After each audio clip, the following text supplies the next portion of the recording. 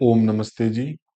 शिव संहिता से संबंधित जो प्रश्न हैं, उनकी व्याख्या हम प्रारंभ करते हैं। जनवरी 2017 से ही स्टार्ट कर रहे हैं। प्रश्न है, शिव संहिता के अनुसार सफलता के तत्वों में निम्नलिखित में से किसको सम्मिलित नहीं किया जाता है? तो शिव संहिता का जो तीसरा पटल है, उसके अंदर सफलता की प्राप्ति के लिए कुछ लक्षण दिए हैं, 6 लक्षण। एक तो फल प्राप्ति के प्रति दृढ़ विश्वास, ये पहला है, विश्वास। दूसरा है श्रद्धा, श्रद्धा से युक्त होना चाहिए। तीसरा गुरु पूजन। चौथा आता है समता का भाव, समत्व का भाव। पांचवा आता है इंद्रिय निग्रह, निग्रह मतलब नियंत्रण। और सबसे अंत में आता है मिताहार। तो मिताहार भी है वहां पे, इंद्रियों पे नियंत्रण भी है, दृढ़ विश्वास भी है। यज्ञ की व्याख्या या यज्ञ की चर्चा उस अंतर्गत नहीं की गई है। बाकी 6 के 6 का क्रम भी याद रखिएगा, आगे पूछा जा सकता है।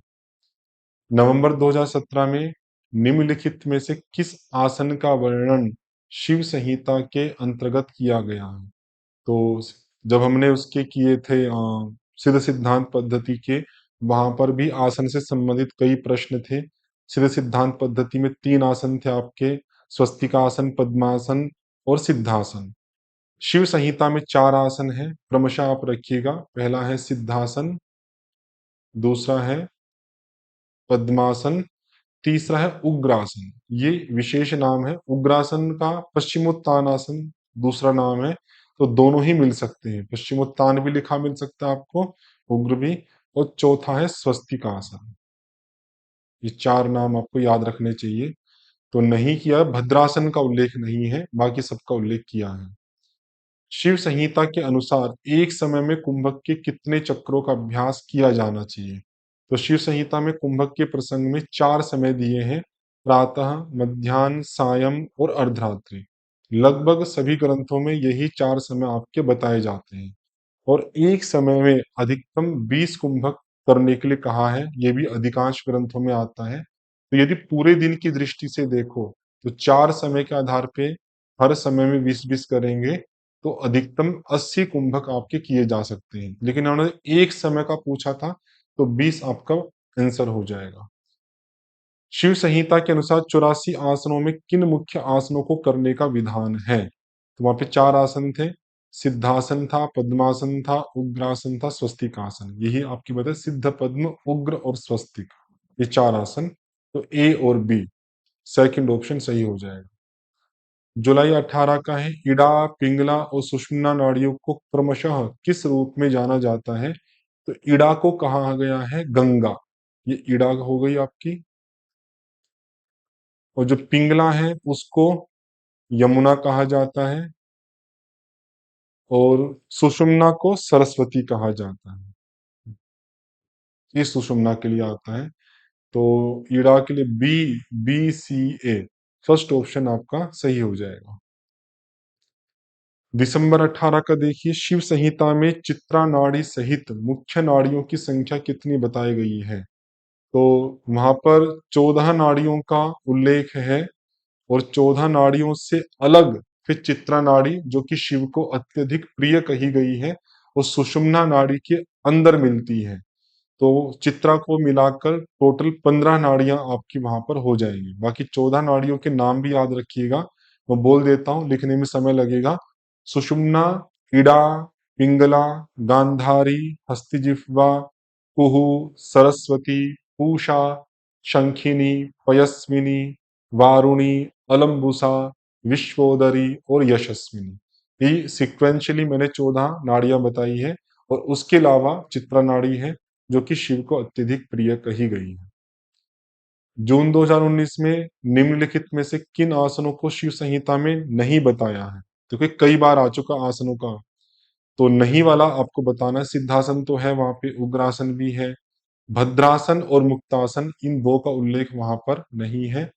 तो थर्ड ऑप्शन सही हो जाएगा। फिर एक प्रश्न, किन आसनों का वर्णन किया गया है? सिद्धासन है, पद्मासन है और स्वस्तिकासन है। इसके अलावा एक उग्रासन भी है। तो ए बी सी इनका वर्णन है, तो सेकंड ऑप्शन सही हो जाएगा। आसनों के संदर्भ में कई प्रश्न आ गए हैं। शिव संहिता के अनुसार किस नाड़ी को शरीर की उपाधि रूपा कहा है? तो चित्रा नाड़ी के लिए ही ये बातें कही गई है, जो कि शिव जी को अत्यधिक प्रिय है। तो सेकंड ऑप्शन सही हो जाएगा, चित्रा।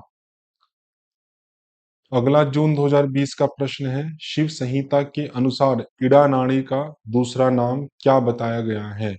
इड़ा को वर्णा कहा है और पिंगला को असी। ये एक व्याख्या और आती है आपकी शिव संहिता के अंदर, इसको भी ध्यान रखिएगा। ईड़ा को कहा है वर्णा और पिंगला को कहा है असी, और उन दोनों के संगम को बोलते हैं वाराणसी। ये वाराणसी शब्द की व्याख्या के संदर्भ में ये बातें आपकी बताई हैं। तो यहाँ पे ईड़ा के बारे में पूछा है, उसका आगे कभी पिंगला के बारे में पूछ रहे तो पिंगला को असी कहा जाता है। शिव संहिता के अनुसार रजोगुण से परिपूर्ण माया को किस रूप में जाना जाता है?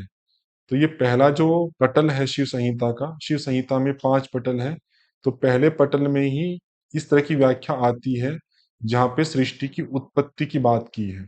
माया की 2 शक्तियाँ बताई थी, आवरण और विक्षेप। फिर माया को त्रिगुणात्मक भी कहा है, सत्व, रजस और तमस से वो बनी हुई है। और उस माया से उपहित जो चैतन्य है, उपहित मतलब उपाधि युक्त जो चैतन्य है, वो अलग-अलग स्वरूपों में प्रकट होता है। तो मैं बता रहा हूँ, तमस गुण प्रधान जो माया है उसको दुर्गा कहा जाता है, तमस वाली को दुर्गा कहेंगे। और उस दुर्गा से उपहित जो चैतन्य है, ईश्वर है, ब्रह्म है, उसको ईश्वर कहा जाता है। रजस गुण वाली जो माया है उसको सरस्वती कहा जाता है,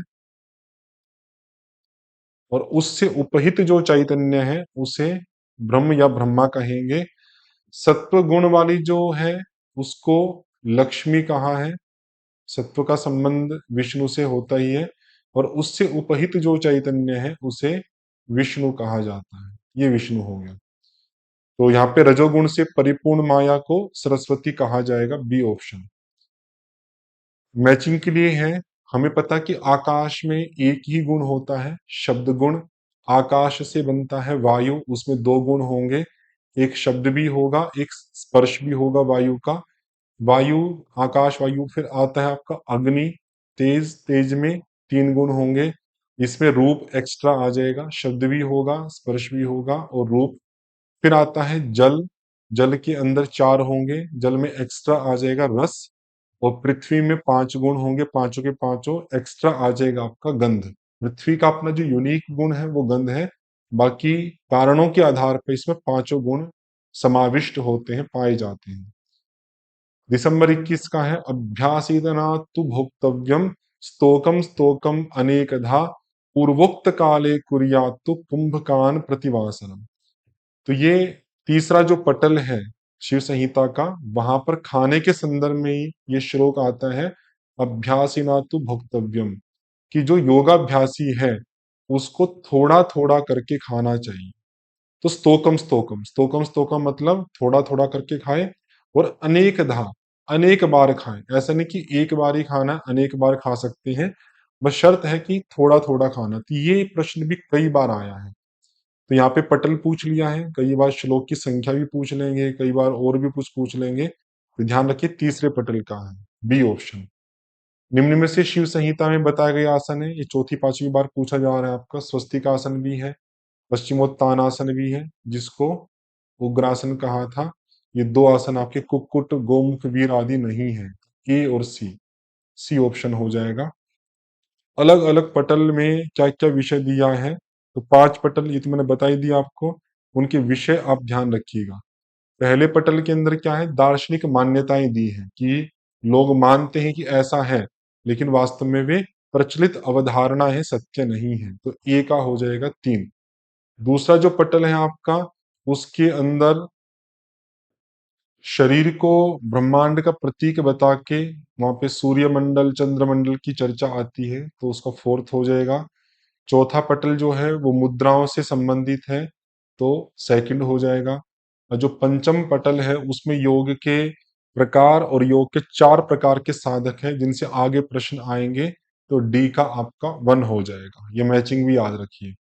बाकी 5 पटल है, 5 पटलों के मोटे-मोटे नाम अगर आप रखो, तो पहले पटल को लय प्रकरण कहा जाता है, दूसरे को तत्व योग कहा जाता है, तीसरे को योगाभ्यास कहा जाता है, चौथे को मुद्रा कथन कहा जाता है और पांचवे को भोग रूपी विघ्न विद्या के रूप में कहा गया है। बाकी और भी है वहां पे अविद्याएं, लेकिन वहां पे भोग को ही प्रारंभ में कहा है, तो इसलिए भोग रूपी विघ्न विद्या कह के उस अध्याय का उपटल का नाम रख दिया।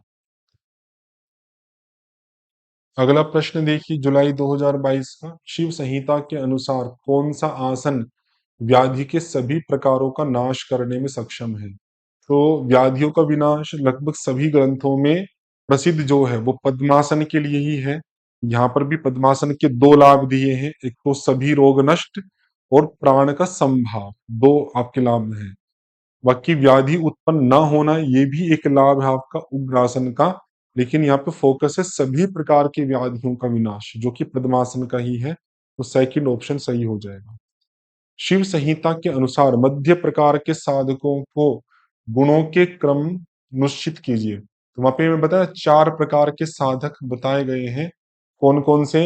एक तो मृदु साधक है, एक मध्य साधक है, पहला है मृदु, दूसरा है मध्य, तीसरा है अधिमात्रक और चौथा है अधिमात्रतम। अधिमात्रतम। तो यहाँ पे मध्य प्रकार वाले जो है साधक, उनका क्रम पूछा है। तो उसके क्रम में पहले समबुद्धि आता है आपका, ज्यादा नहीं है, 4-5 ही है समबुद्धि। दूसरे पातक क्षमाशील, तीसरे पात्य पुण्याकांक्षी या पुण्यार्थी, चौथे पातक प्रियमवदा प्रिय बोलने वाला, और सभी कार्यों में समान स्थिति रखने वाला, ये 5वें नंबर पे आता है। इस आधार पे सीक्वेंस आपका रहेगा और औरों के भी सीक्वेंस पूछे जाते हैं। तो शुरुआत के 4-5 जो हैं विशेषताएं, उनको सीक्वेंस में ध्यान रखिएगा। आगे जैसे जैसे प्रश्न आएंगे तो मैं आपको बताता रहूंगा। फरवरी 2023 का देखिए, शिव संहिता में प्राण का वास बताया है। तो शिव संहिता का जो दूसरा पटल है उसमें प्राण की चर्चा की गई है। दूसरा या तीसरा पटल है शायद, तीसरे पटल में चर्चा की गई है और वहां कहा कि जो प्राण है वो हृदय में निवास करता है। तो ए ऑप्शन हो जाएगा। शिव संहिता के अनुसार 12 वर्ष की गहन साधना के पश्चात मध्यम साधक किस योग हेतु उपयुक्त हो जाता है? तो ये अंतिम पटल की बात चल रही है, जहाँ पे योग के 4 साधक बताए गए थे और उन साधकों में अलग अलग वर्ष से बताया कि वो किस किस योग हेतु उपयुक्त होता है। तो ये प्रश्न गलत है। क्यों गलत, आपको पता लग जाएगा। जो मृदु साधक है वो 12 वर्ष के अभ्यास से मंत्र योग का अधिकारी हो जाता है, मंत्र योग का। और जो मध्य साधक है आपका, उसका लिखा नहीं पुस्तक में, लेकिन 9 वर्ष का समय उसके लिए आप मान सकते हैं फ्लो के आधार पे, वो लय योग का अधिकारी हो जाएगा। और जो अधिमात्रक है वो 6 वर्ष के अभ्यास में हठ योग का हो जाएगा। और जो अंतिम है अधिमात्रतम, वो 3 वर्ष के अभ्यास में सभी योगों का, यह मुख्यतः उसमें राजयोग है, हालांकि सभी योगों का अधिकारी बन जाता है। तो 12 वर्ष वाला मध्यम साधक के साथ मैच ही नहीं होता, वो मृदु साधक के साथ होता है, इसलिए प्रश्न गलत है, कैंसिल किया है शायद ये आपका। शिव संहिता के अनुसार नियम है। शिव संहिता में नियमों की व्याख्या की गई है कि किन किन का पालन आप करोगे तब जाके आप योग में सफलता प्राप्त करेंगे। तो वहां पे लगभग 8 नियम बताए गए, 3 3 6 7 नियम है शायद, 7। तो पहला आता है धैर्य, धैर्य भी है वहां पे, संतोष नहीं है, क्षमा है, स्वाध्याय नहीं है, शौच है आपका, ये 3 है, धृति, क्षमा और शौच। ACE, बी ऑप्शन हो जाएगा। बाकी उसके अलावा धृति क्षमा हो ही गया, तप है, शौच है, लज्जा है, मति है और गुरु की सेवा, ये 7 वहां पर नियम बताए गए हैं। तो इस कक्षा में इतना ही रखते हैं, बाकी की जो चर्चा है वो अगली क्लास में करेंगे। ओम शम।